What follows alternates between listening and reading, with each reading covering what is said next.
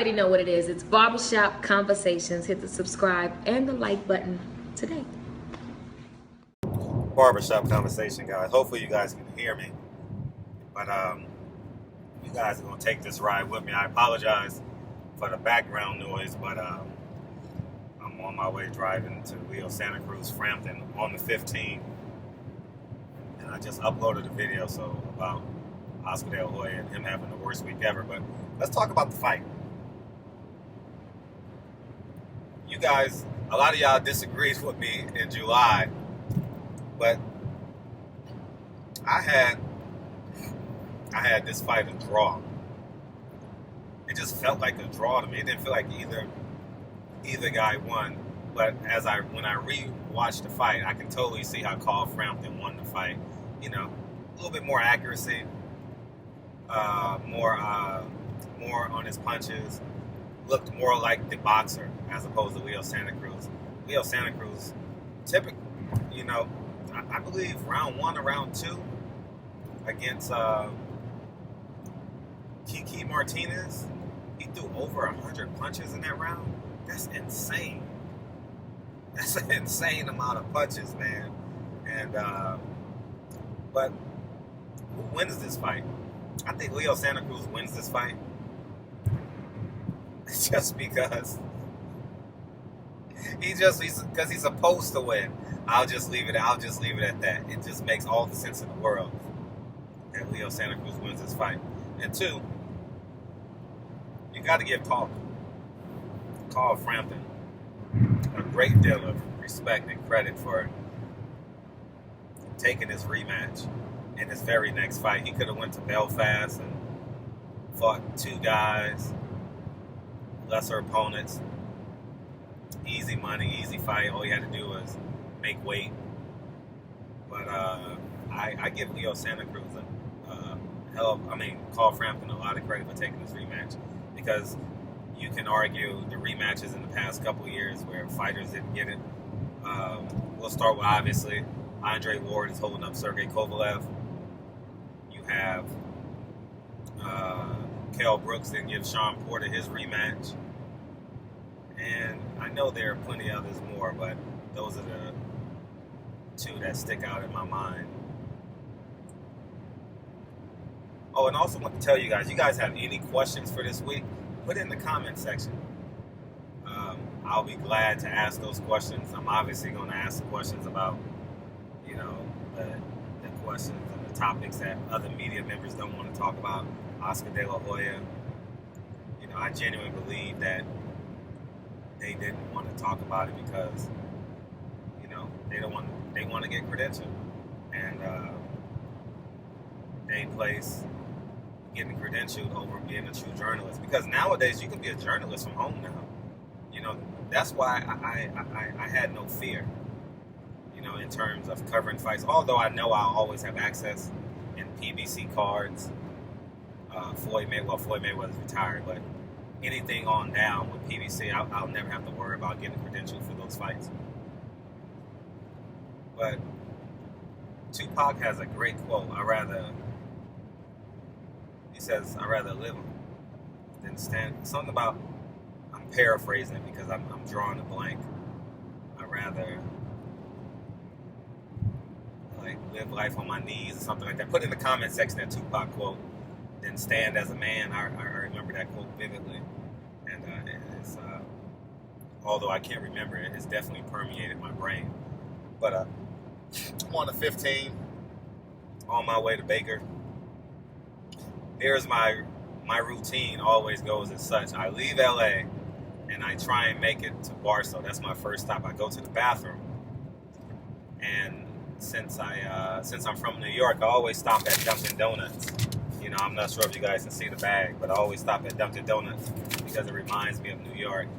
For those of you on the West Coast, Dunkin' Donuts is similar to like Winchell's on the East Coast, and it you know, just nostalgic. I do it to relive moments of my childhood, and you know, want to feel like I'm in New York again. You know, for that matter. So I stop there, and then I try and make it to Baker, and if I was hungry, I always stop at the Mad Greek, I believe it is. I know I'm sending some of you guys down memory lane, all my West Coast subscribers. I stopped at the Mad Greek. They have a really good strawberry shake there. I'm not getting one today, but I may get one on the way back. But I stop there and go to the bathroom, and then I head straight to the MGM and get my credential. And at 12 o'clock, we have Abner Mares. He has a round table. Absolutely love Abner Mares, man. Man, he put his career on the line with Robert Garcia, man. His career was on the fucking line, and he pulled it out. And initially, I had Cuellar just playing bully ball in the ring. And then Dominic Verdine said something that was really, really telling when we were doing our talking about the fight, breaking down the fight in early December. He said, if Abner Mares come to box, which he can, he has a pedigree to box, he can make this a really easy fight. And lo and behold, he did exactly that. So I ended up picking Abner Mares days before the fight, but before that, I had Cuellar winning. And that was just unbelievable that he would pull that fight out. Cuellar was coming forward, but he had really nothing. So Cuellar is moving to 130. Abner Mares obviously wants the winner, or I think the winner or the loser he should fight. He'll have that option because guess what? He has a belt now. He has power. And I had this conversation with Abner after the fight. I said, it's amazing. You went into this in search of an opponent, and now that you have a belt, you get to pick your opponent. That's just amazing to his credit, man. Abner Mares has always been gracious to me. I have the utmost respect for Abner Mares. Family man. For him to do the right... See, to get up off the camp, I've never been a professional boxer. I've been knocked down. I've been knocked out before in sparring and stuff like that. And to get up off the canvas and still want to fight, man, it's telling, man. And I 100% commend him to come back and not get some tune-up fights. Maybe, I don't know who's a tune-up at 26, but maybe a Kiki Martinez, somebody like that, a tough journeyman. He went straight back into the Lions then and fought a world champion, which is amazing. So, and then we have the weigh-in at 3 o'clock for Leo Santa Cruz and Carl Frampton. But there's not enough adjectives you can use to describe the Leo Santa Cruz story. You know, they're great friends with the Watsons. I mean, they're like Trump type. I mean, as tight as they can be, you know what I mean? So tight. And I've done interviews before with them, and when they leave the arena, I've heard Marcus Watson tell Leo Santa Cruz, I love you. And I've heard Leo Santa Cruz tell Marcus Watson, I love you back. And so that tells you how special it is, because I've never heard Terrence Crawford tell Bob Arum he loves him. You know what I mean?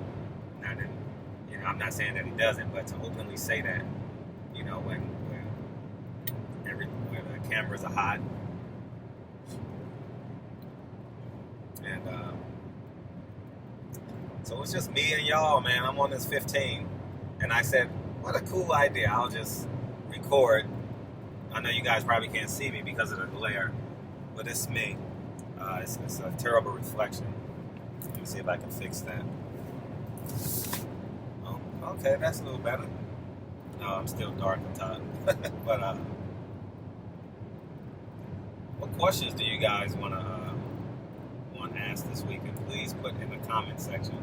I can't guarantee you I'll ask, but it'll definitely be on my brain. So, and then some questions I may not even think of that you guys may have. So that'll be pretty cool. So literally, you guys can't see what's on the road. I don't want to take up my hand off the steering wheel, but it's nothing but desert out in this motherfucker, man. Nothing but desert. And hopefully you guys can hear me, because there's a lot of background noise because of the road. You know, this car isn't soundproof. Got my hot chocolate from Dunkin' Donuts. What else is going on in boxing? Oh, shit, I believe this is the February 25th card, Deontay Wilder card. This is the best prospect step-up fight that I have seen in quite some time. And I want you guys to agree or disagree with me. Tony Harrison versus Jared Hurd. Jared Hurd is a big son of a bitch, too, for 154.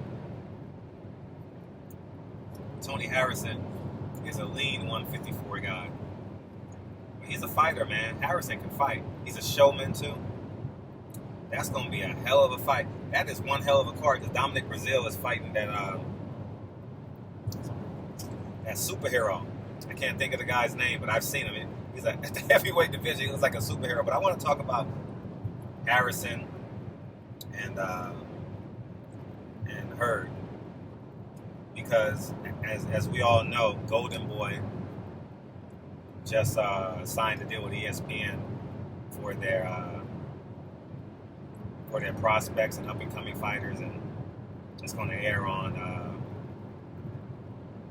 ESPN. I think a total of like 42 cards or something like that, which is awesome. The more boxing, the better, and the more free boxing, the better. You know, but it fails in comparison to Jared Hurd and Tony Harrison. Tony Harrison would be undefeated if all he had to do was turn around against Willie Nelson. I presume that's the first time he's been.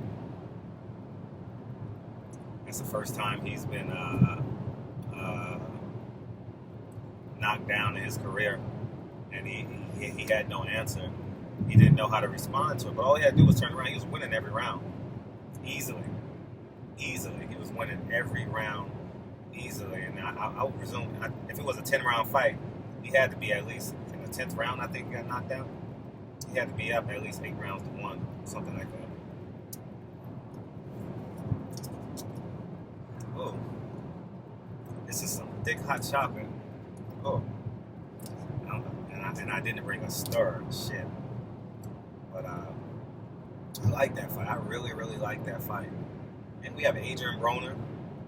I'm going downhill now on the 18th against Granados. And then the week before that, we have Rashid Warren and Robert Easter Jr. on the same card. And I think we have a week off next week. I don't know who's fighting next week, but I think we have a week off in terms of PBC fights, because Victor Ortiz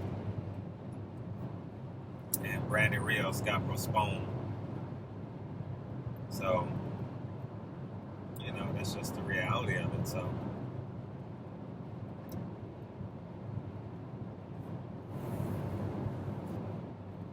as I told you guys, I enjoy this ride going up.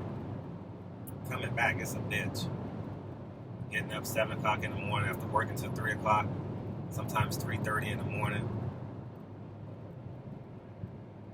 And then you hit the road at 7 or 8, because see, the trick with leaving Vegas, and I'll tell you guys this, you have to leave before checkout. If you leave before checkout, there's no traffic. But if you leave after checkout, 10 o'clock, 11 o'clock, you're going to be in for a doozy. It's going to be a lot of traffic, especially at State Line, because you got all them hotels at State Line.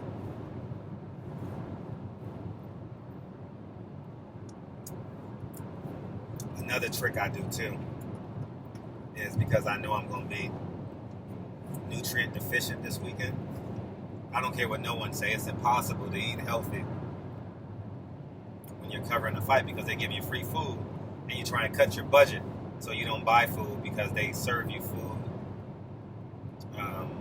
Richard Schaefer is doing the fight, so he may even take me to the dinner tonight. He's awesome at taking care of media personnel, but they feed you, and that's how you offset your budget a little bit, you know what I mean? So what I do is I always buy a bottle of orange juice or something like that, and I drink it on the way. But my trick is, I don't like cold orange juice as much. I buy it the night before, and I leave it in my car. Little idioms, you know what I mean? I know everyone else has their own idioms, but it's easier to drink on the road when it's like less than cold, more room temperature than cold. It's a little bit more thick if you don't shake it up, but you guys know that already. So that's it, man. I'm just chilling. I'm excited to cover this fight. And if you guys didn't know, my credential was revoked. First time my credential's ever been revoked. Ever in the history of me covering boxing. I've never had my credential revoked. And so I made a phone call and it worked out for the better. You know, and that's another thing I want to tell you guys too is hold to your guns. Whatever you believe in, stand by it. You know, don't be fickle. Because calling a spade, I know without a shadow of a doubt, I won't get approved for Canelo Chavez Jr. Without a doubt. Impossible I'll get approved for that fight because of what I did and in terms of covering those emails by Golden Boy's correspondent. So I'm going to apply, but I guarantee you I won't get approved. That would be crazy if I get approved. I'll be able to get in the fight. I definitely won't have a problem getting in the fight. But if I decide to come covering the fight, I don't think I'll ever be admitted to a Golden Boy card ever again. You know what I mean? So, and that's the truth. As of right now. You know, and I'm comfortable with that. I'm still going to sleep easy because I know what I'm doing is right. When you genuinely believe it. And it's not coming from a bad place neither. Because Oscar De La Hoya is my second favorite fighter. Was my second favorite fighter. I've lost a lot of respect for him. But those moments I can't take back. You know, they're inspiring him coming from Los Angeles. Inspiring the city, inspiring a generation that's in his era. So, nothing but respect in terms of what he did as a young kid. All the success he had. But, yeah, so that's it. What else should we talk about? Let's see if any comments or questions that I can remember.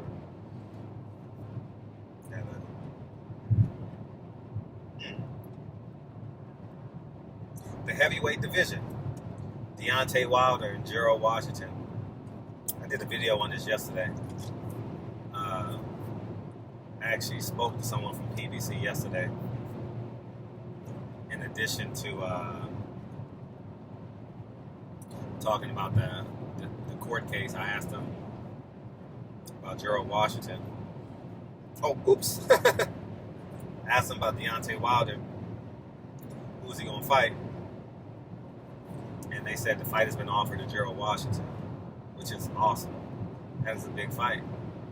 And I don't think Gerald Washington has enough tools in his belt to beat a Deontay Wilder. I think Deontay Wilder is definitely more of a seasoned boxer, puncher at the heavyweight division. I'm glad he didn't take Luis Ortiz on short notice. I don't think that would have worked out well for him. Win or lose, it would have been a tougher fight when you're not preparing for him. You know, so I like the Gerald Washington fight. Gerald Washington claims he's been avoided for such a long time. So hopefully he'll say yes to the fight and we'll have a fight February 25th because he's already on the undercard. He's already training for a fight. So expect him to possibly step up and take Deontay Wilder February 25th. Gerald Washington is a big man in the ring. I've seen him fight 3 times, 4 times. His volume is just so... He has to get his volume up. He's not a likable guy in the ring. He's a likable guy outside the ring. He speaks well. He's calm. You know, but he... I believe the last fight I saw him fight, correct me if I'm wrong, but I thought it was Chambers on the Victor Ortiz undercard. Victor Ortiz, Andre Berto undercard. I think that was his last fight that I saw in the last fight that he had. I thought he didn't do enough.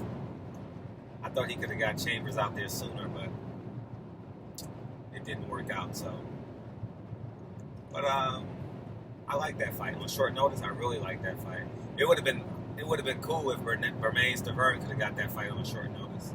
You know, because Povetkin, he was supposed to fight Povetkin in December, that fell through, and he's probably in some sort of shape. You know, so I would have liked that fight. And let's talk about Danny Garcia, Keith Thurman too. I'm just throwing out. I wish this was live and you guys could just throw out topics to me. That would have been pretty dope. But my strike comes off February 10th, and I'll be able to go. So the next Vegas fight, I'll be able to go live while I'm driving, which would be pretty dope. So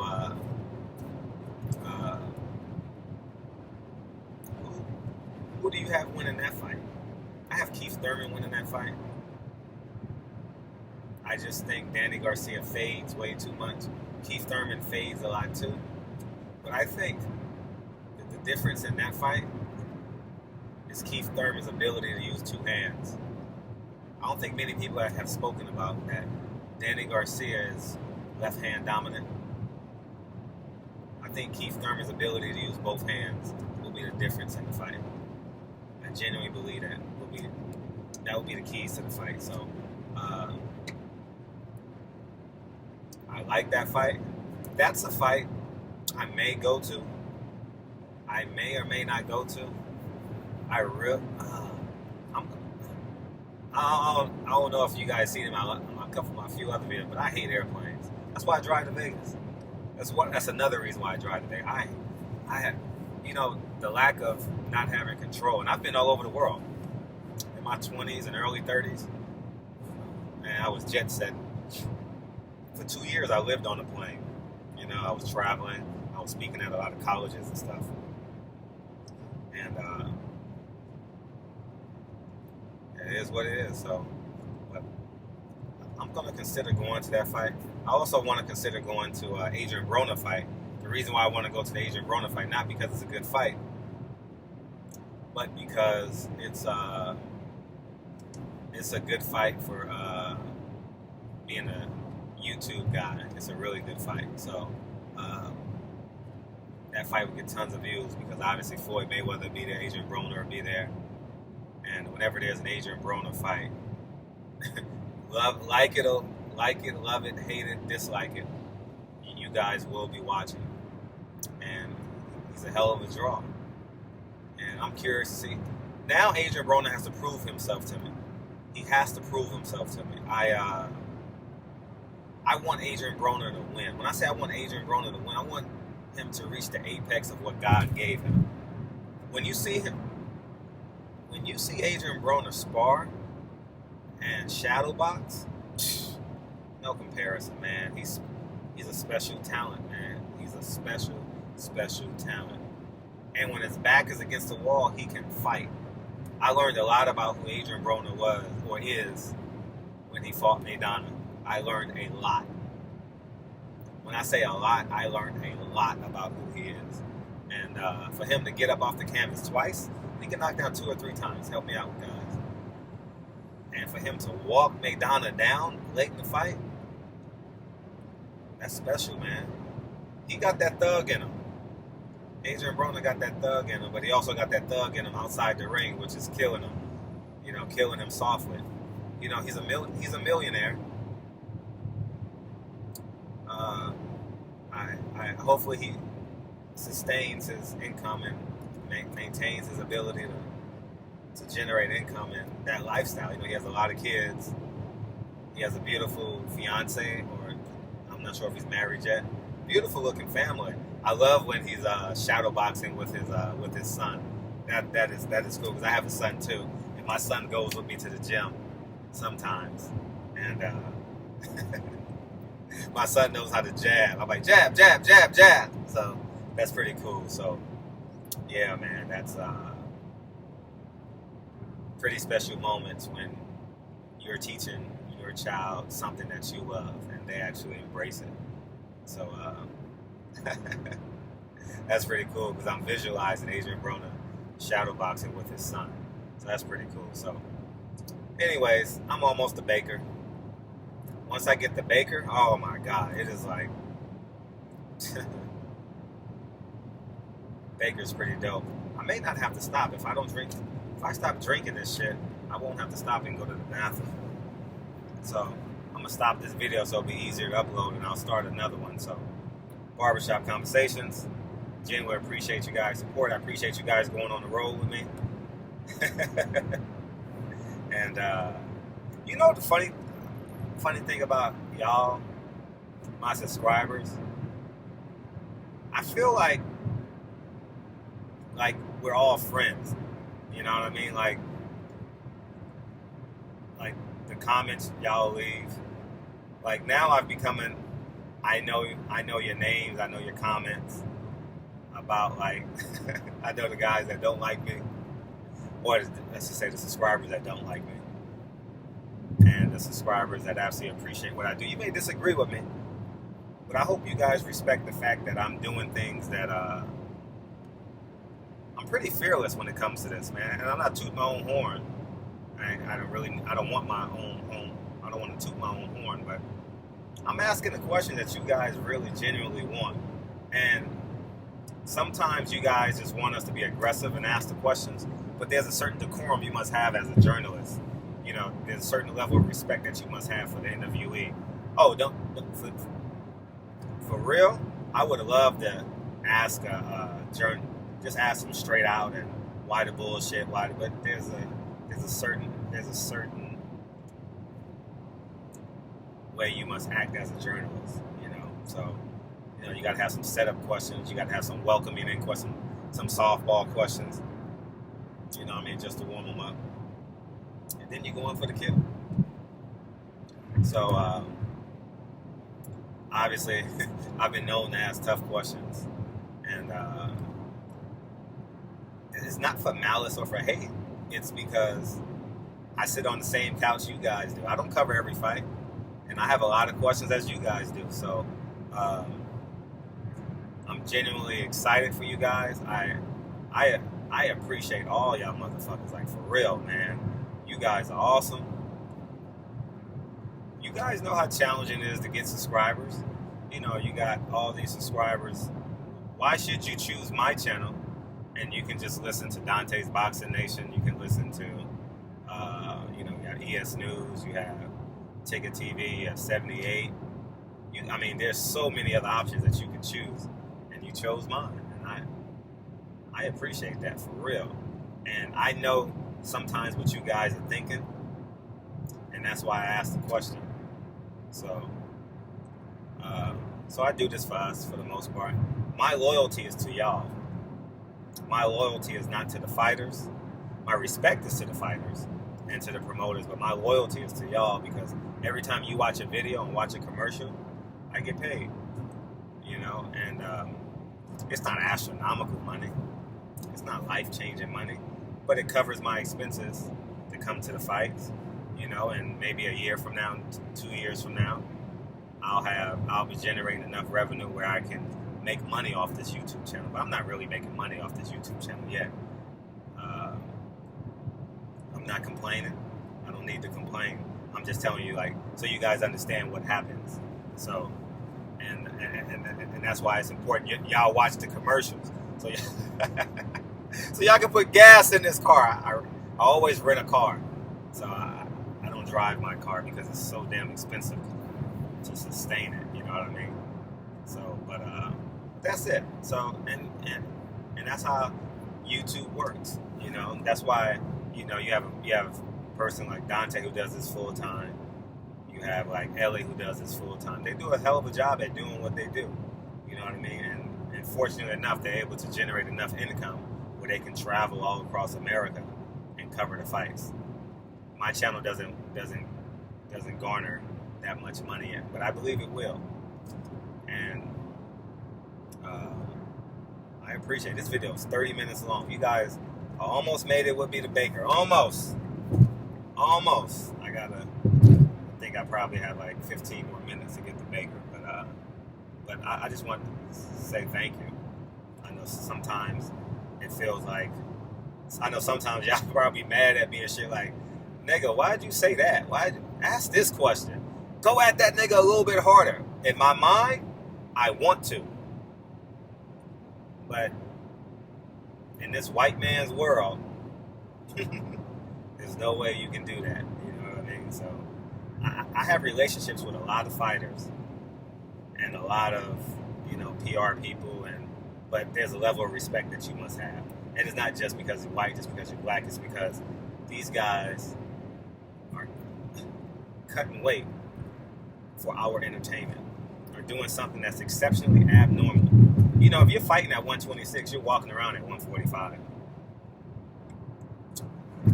145, 155, easy. If you don't live the fighter lifestyle, that's easy. You know what I mean? So, anyways, barbershop conversation. I appreciate you, and I'm going to end this video, and I'm going to start another one so I can upload it, make it easier to upload. So I'll talk to you guys soon.